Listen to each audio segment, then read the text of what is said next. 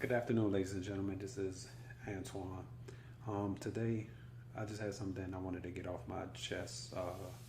I've been struggling for the past couple of years from a disease that's slowly but surely deteriorating my body. The name of that disease is called multiple sclerosis.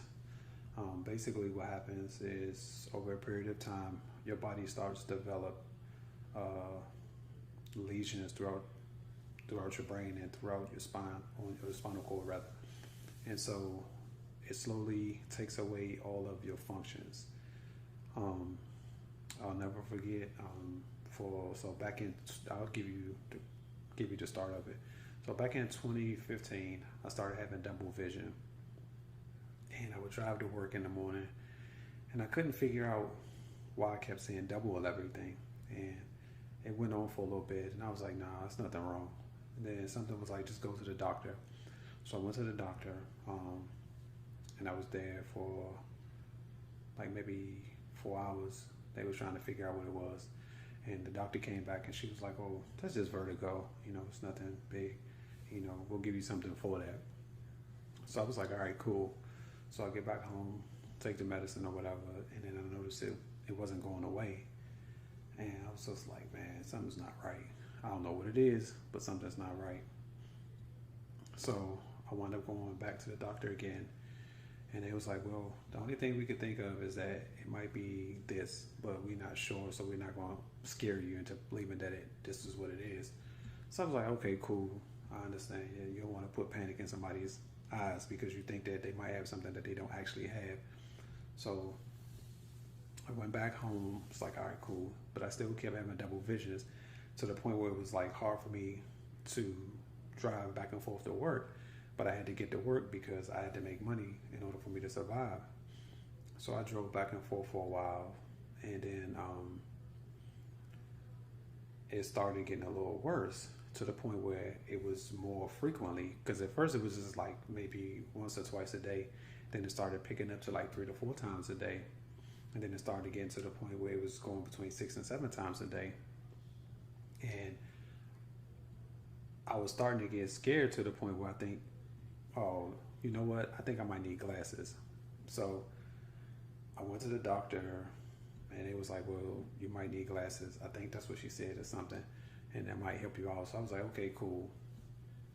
And so, but I think if my memory serves me correctly, I think I did started wearing glasses around that time. Excuse me. And so pushing along, we come to 2016. So the entire year of 2016, um, doing tests throughout the year.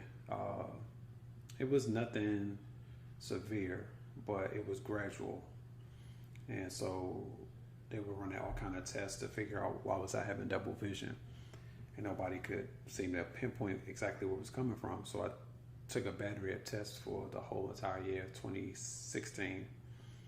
Now, mind you, I wasn't going to the doctor that often in 2016. So it was, let's say, maybe like every 6 months I was getting tested for something. So then 2017 comes, and things are starting to progress throughout my body, and I noticed a change in my body, and I was just like, well, I'm not gonna worry about it too much. But again, this is when 2017 is the first time I got an MRI, but not my first MRI, but just this particular MRI, and they're trying to figure out what's causing this double vision. So this is 2017. So the doctor gets the MRI results back, and he looks at it, and he was like, this is strange, but not gonna worry about it too much. So he comes in and he sits me down. He was like, Mr. Dunmore, I noticed that you have some white matter, I think he said, that's on your brain. But he was like, not to worry. And I was like, okay. And I was like, well, what does that white matter mean? And he was just like, well, it could mean that you might have onset of multiple sclerosis. I was like, multiple sclerosis? The heck is that? He was like, well, don't. It could be nothing. Don't worry about it just yet. We're gonna do a couple more tests to figure out if that's what actually it is. So they run a couple more tests after that point, And now this is from 2017. So we heading into 2018 because he told me in 2017. So we into 2018. And they started doing even more tests. And because they're trying to physically pinpoint exactly what it could be. So I do think like 3 more MRIs within, no, I think 2 more MRIs within that year. And I was just like, okay, cool. Now, mind you, this whole process, they're getting x-rays of my brain and of my spine. And if you ever been into an MRI machine, you know that is no fun whatsoever. Now, mind you, I've been in there at this point like 4 times within the last 2 years because they're trying to pinpoint exactly what's causing all of these different reactions in my body. So then 2018 comes and goes with them still doing tests. So then 2019 hits and I go back to the doctor. It was December 31st, 2018. I went to the doctor. And that's when the doctor was like, Mr. Dunmore, you have multiple sclerosis. And I sat there for a second and I just was quiet, like real quiet for a minute. And then I realized that was it. Like I started crying because it's nothing like being told something that is nothing that you can do about. The nurse came in there, she was trying to console me and trying to like, hey, it'll be okay, da da da da. And I was just like, yo, this is like the worst news you ever give me. Like, I don't bother anybody, not out here robbing, killing anybody. I'm not doing anything dumb. You know, I'm just out here living my life. And, you know, so she goes on and was like, you know, it's not the end of the world. You know, you can fight it, you can beat it. And I was like, well, technically you can't beat it because there's no cure for it. This is something that attacks your neurological system. I don't know if I said that right. Neurological system. I don't think I said it right, but anyway. And so, and it's for whatever reason, the testing on that has only been around for maybe 30, 40, 50 years. It hasn't been that long. So I was just like, wow, just thinking to myself that you're telling me that I have something that's incurable, and no matter how I do or what I do, it's always going to remain there. Wow. So I was just in shock that day. So as that day bypassed, I was like, well, look, from this day forward, we just going to fight, do the best that we can do at whatever we can do until it gets better than what it is right now. So I started started doing more exercising, like running more, trying to get myself in shape more than what I was. Now, mind you, I was already running between 3 to 5 miles every 3 days, because that was the one thing I like to do, was run, because it would give me a natural release from everything that was around me. And so I started having to scale back that running because my body physically couldn't take me running that far anymore. It would literally break down my body to the point of, if I ran more than 2 miles, I would always feel like a limpness in my leg. And I didn't realize it at the time what was actually happening. I thought I was just like cramping, but I started to realize that, oh boy, there's a reason why I can't do more than 2 miles. The reason is my body is kind of sort of shutting down in a sense. It's telling me that, hey, we've had enough. you need to stop. And so I would literally stop and I would walk. And it was almost like your leg just went limp. And so my left leg, every single time, would just go limp. And I was just like, man, this is crazy. Now just imagine you're running and then you feel your leg just go limp as you're running. So that means you have to stop what you're doing and try to figure out how to get your leg to cooperate with you as you're trying to walk at this point, because you're not running anymore. You had to stop. And so my leg is literally feeling like it's about to give out at any point in time. And as I'm walking, so I was just like, yo, this is not getting any better. And after that, I just started scaling back my running miles. So what I would do is I would run 2 miles and then I would walk a 3rd mile just to keep everything in somewhat decent shape. And another problem I was facing was that my left arm was starting to numb.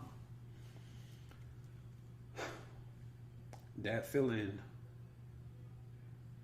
is something that I don't wish on anybody, because what happens is, if you ever hit your funny bone before and you get that tingling sensation, right?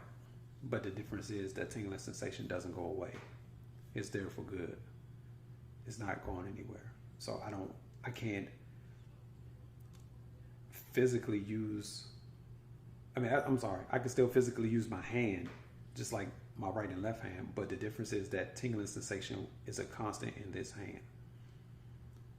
And so I thought to myself, well, I need to figure out how to stop this tingling sensation. But the thing is, you can't stop it. Unfortunately, once it starts, it's there. And it slowly started going from my hand down to my toes. And so at this point, mind you, I still can be capable of doing certain things, but then what is prohibiting is for me living a sort of active lifestyle as I used to. And that was the hardest part, and the biggest adjustment was being able to basically realize that I'm not that person that I used to be physically, because everything is changing now. And so I was like, well, now what do I do? There's nothing really I could do, because this is a gradual thing. So it's going to keep happening. And this is going to go from different body parts. So at a point where I go back to the doctor, and I think it was March 2019. And that's when I received my very first IV treatment. And the drug that I received was called rituximab. And so this drug is basically something that is injected, almost like you're getting a shot, but it's an injection. And it typically lasts between, I would get it every 6 months. And so the first time I got it, it like totally wiped my body out. Like I was drained. Like the whole entire day I was just drained after I got the shot. So then I took off the next day from work, because I was like, this is not good. So then 6 months later, I get it again. So now I've had 2 rituximab shots at 6 months. So then I get one more shot, which was, no, I got 2 shots of rituximab. I'm sorry, not 3, it was 2. And so I went back and got another MRI. And when I got the MRI, I received good news, which was the lesions, as they called, weren't growing in my body anymore. They were stagnant. So I was like, okay, good. So now that they're stagnant, which is a great thing, because that means it's not growing. The whole point of me receiving this IV treatment is to prevent those lesions from growing. Because once they start growing, that'll mean it's going to affect different parts of my body. And I didn't want that to happen. So in my case, I was one of the, I guess you could say, blessed people, because I received good news, better news than what most can receive. because not every situation is going to be different. And there's multiple, and I mean multiple drugs on the market for MS. And I didn't want to take a shot every day. I mean, every 30 days. And I didn't want to take pills every day, because if you miss one day of taking those pills, it's going to affect you. And I was just like, man, this is crazy. So I elected to take the every 6 months IV treatment. So at least I know for 6 months, hopefully I'll be getting better than what I was the previous 6 months. So I'm battling through all of this, and I'm still battling, like, to this day. And I don't think I'm gonna ever stop until my time is complete on this earth. And so now what I try to do is I'm really, really starting to focus in on the things that I always wanted to do. Because that sentence that I received back in 2018/19 let me know that I need to start working for me. That I need to start doing things that make me happy. Because unfortunately with this disease, the slightest thing could trigger everything within my body. If people around me are being negative and not being quote unquote positive, and it's kind of bringing me down, it'll cause my body to kind of ease down too, and it'll make me feel a certain way, and so it will alter my mood. So I had to be thoughtful of the things I was around and the things I would hear, because those things will actually affect my body.